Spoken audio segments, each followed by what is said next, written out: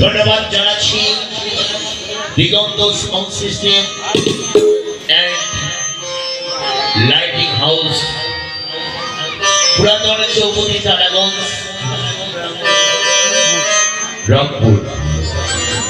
তাদের সুন্দর sound service দেওয়ার কারণে তাদেরকে আমরা অন্তরের অন্তরস্থল থেকে অভিনন্দন জানাচ্ছি। ভালো থাকবে, সুস্থ থাকবে, বেঁচে থাকলে আবার দেখা হবে।